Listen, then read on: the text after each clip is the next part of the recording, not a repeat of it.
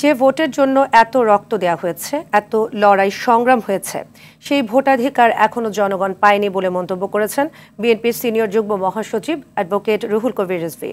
শনিবার বিকেলে নরসিংদীতে আরাফাত রহমান কোকো স্মৃতি ফুটবল খেলার সমাপনী অনুষ্ঠানে তিনি কথা বলেন। এ সময় তিনি আরও বলেন, কবে সংস্কার শেষ হবে আর কবে নির্বাচনের তফসিল ঘোষণা করা হবে তা জনগণ জানতে চায়। বিএনপির কেন্দ্রীয় কমিটির স্বেচ্ছাসেবক বিষয়ক সহ সম্পাদক আব্দুল কাদের ভূঁইয়া জুয়েল, বিএনপির যুগ্ম মহাসচিব খায়রুল কবির খোকন সহ অন্যান্যরা উপস্থিত ছিলেন।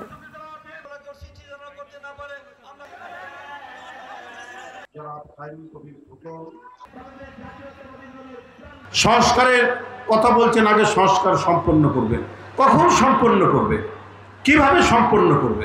নির্বাচিত সরকার থাকলে যে কাজগুলো করতে পারত সেই কাজগুলো আটকে আছে। আজকে জবাবদিহিমূলক সরকার আসলে পরে এই কাজগুলো করত নির্বাচিত সরকার, এই কাজগুলো তারা করতে পারছে না।